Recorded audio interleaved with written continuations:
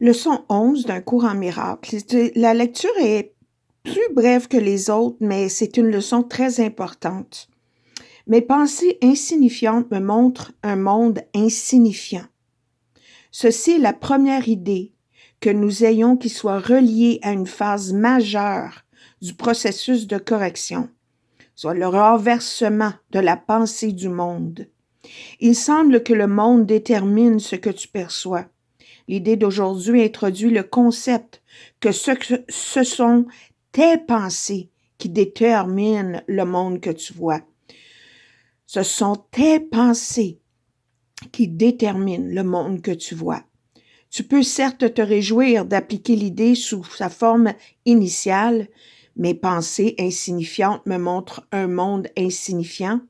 Cette idée-là, on peut s'en réjouir sous sa forme initiale, car dans cette idée-là, ta délivrance, ta libération est rendue certaine.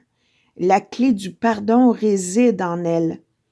Les périodes d'exercice pour l'idée aujourd'hui seront entreprises un peu différemment des précédentes. Commence les yeux fermés et répète-toi lentement l'idée. Alors ferme tes yeux, répète lentement. Mes pensées insignifiantes me montrent un monde insignifiant.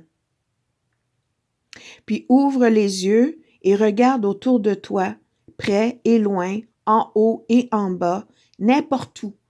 Pendant la minute environ que tu passeras à utiliser l'idée, répète-la simplement à toi-même, mais assure-toi de faire sans hâte, ni sentiment d'urgence, ni effort.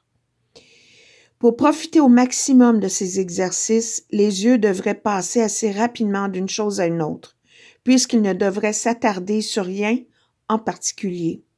Toutefois, tu devrais utiliser les mots sans te presser et même en prenant ton temps. Je répète, mes pensées insignifiantes me montrent un monde insignifiant.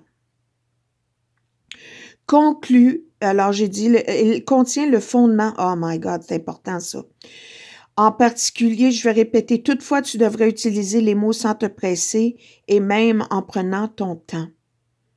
Tu répètes cette idée que je répète depuis tantôt. Mes pensées insignifiantes me montrent un monde insignifiant.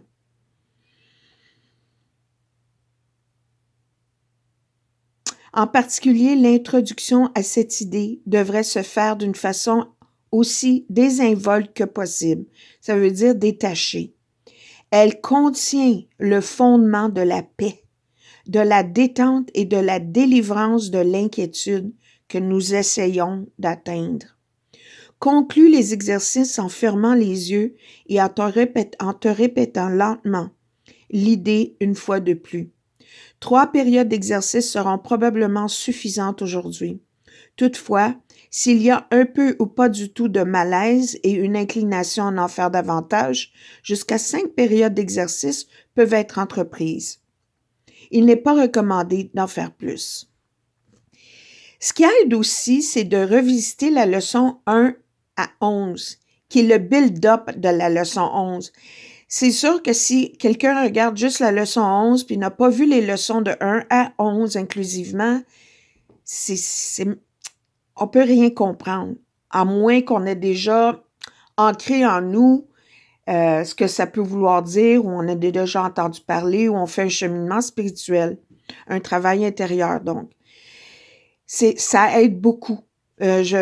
J'écris même, je fais des fiches, là, j'écris des leçons. Et aujourd'hui, j'ai fait une fiche pour répéter les leçons de 1 à 11. Et tu vois la cohérence entre les idées. Et ça aide beaucoup.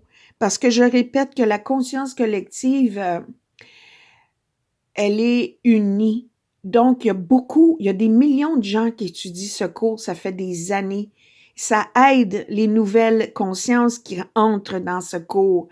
Ça nous élève tous parce qu'on s'entraide. On s'entraide vraiment dans l'invisible. Hey, l'amour, c'est invisible. Les pensées, c'est invisible. Les idées, c'est invisible. Le vent est invisible. L'air est invisible. Mais l'invisible, c'est ce qui est la fondation de tout ce qu'on voit. Alors voilà, bonne leçon 11. Et se rappeler que la leçon 8 nous dit « Chacun ne voit que ses pensées projetées à l'extérieur. En réalité, on ne voit rien. L'esprit est néant et vide. Et la vérité, donc, est bloquée. » C'est comme avoir des concepts, les blocs de concepts de tout ce qu'on a appris, les croyances, les mots, tout ça. C'est comme des nuages dans notre esprit qui sont tellement nombreux et multipliés à travers les ancêtres jusqu'à nous et de nous-mêmes, des milliers de pensées, que le soleil, la lumière de la vérité, ça fait difficile à pénétrer, mais elle se fait. Et chaque instant où on prend le temps de se libérer de pensées, de faire ces exercices-là, de rentrer dans notre cœur, ne serait-ce que la petite volonté qu'on appelle, ça fait une percée. Une percée. Ça change toute ta réalité dans cette petite percée. Ils disent que ça change des années-lumière, des milliers d'années d'expérience. Anyway, je ne veux pas m'égarer et compliquer les choses. La leçon 11, on répète. Mes pensées insignifiantes me montrent un monde insignifiant. Mes pensées qui n'ont pas de signification, mes pensées d'hier, mes pensées de demain, n'ont aucune signification. Elles ne sont pas des pensées vivantes. Elles ne sont pas ici maintenant. Elles ne sont pas importantes. Elle fait juste créer du havoc dans nos esprits, du chaos, pardon, dans nos esprits. Et c'est ce qu'on voit à l'extérieur, individuellement et collectivement. Donc, voilà, bonne leçon.